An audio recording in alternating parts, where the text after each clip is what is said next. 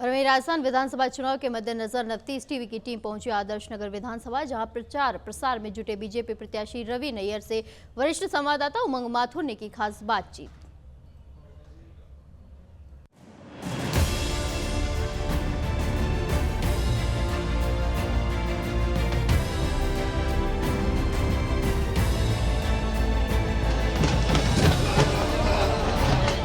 आदर्श नगर विधानसभा क्षेत्र में इस समय हम घूम रहे हैं। आपको बता दें कि अब से कुछ ही दिन बाद विधानसभा चुनाव होने हैं।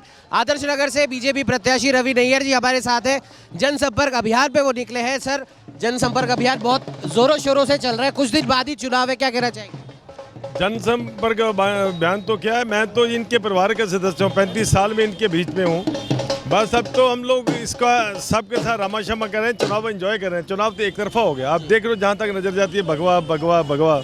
और नौजवानों में, यूथ में, माताओं में, बहनों में देखो कैसे स्वागत किया है। चुनाव का रिजल्ट 3 तारीख को आएगा, रिजल्ट तो आप आज ही देख सकते हैं, एक तरफा चुनाव है। बिल्कुल, जिस प्रकार से बेरोजगारी का मुद्दा हो, महिलाओं का मुद्दा हो, किसानों युवाओं का मुद्दा हो, अब इस चुनाव में सनातन हिंदू संस्कृति तमाम ये मुद्दे भी जुड़ गए हैं। इसे देखते हुए क्या लगता है आपको?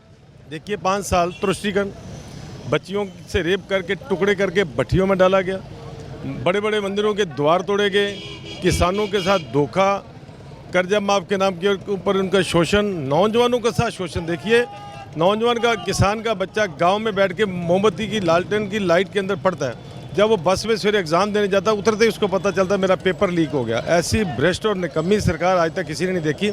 हर तरफ आक्रोश ही आक्रोश है। और सनातन अब जाग गया। सनातन को ये लगा कि हमारे ऊपर ये बहुत बड़ा हमला हुआ है, और ये विधर्मी जो विधायक हैं, इनकी जो तुष्टिकरण की जो नीति थी उसको सब समझ गए। अब कोई भी इनको मुंह नहीं लगा रहा। बिल्कुल सर, एक आखिरी सवाल ये है कि कल मुख्यमंत्री अशोक गहलोत और मल्लिकार्जुन खड़गे, राष्ट्रीय अध्यक्ष कांग्रेस के, 1.5 साल के बाद में हर्षदीप वाल्मीकि से मिलने जाते हैं और वहाँ से वो ये बयान देते हैं कि बीजेपी दलित विरोधी है। ये सब दुनिया जानती है कि दलित विरोधी कौन है। बाबा साहब भीमराव अम्बेडकर को ताजिंदगी उन्होंने भारत रत्न नहीं दिया, और दलितों का कितना शोषण किया सारी दुनिया जानती है। आप ये देखिए, भारत के जो प्रधानमंत्री हैं वो एक पिछड़े समाज से आते हैं, ऐसे ही परिवार से, दलित परिवार से आते हैं। उन्होंने इस देश का, पूरे देश जो है सनातन, उनको अपने पलक पामड़े बिछा के उनको अपने सिर पे बैठा रखा है। इनकी बात कहने से थोड़ी कोई फर्क पड़ता है। इन्होंने क्या किया दलितों के आज तक? बाबा साहब भीमराव अम्बेडकर का कांग्रेस ने बहुत बड़ा अपमान किया। सर, जैसे आदर्श नगर विधानसभा क्षेत्र से रफ़ीक खान जी हैं, कहीं ना कहीं उनके ऊपर एक धर्म को सहायता देने का आरोप लगता रहा है, लेकिन उस धर्म के लोग भी कहीं ना कहीं उनसे परेशान हैं। तो आने वाले विधानसभा चुनाव में जीत के बाद किस प्रकार से सभी धर्मों को साथ लेकर चलेंगे? एक धर्म को नहीं, एक विशेष ग्रोह को, जो अपराधी तत्व थे उनको उन्होंने संरक्षण दिया।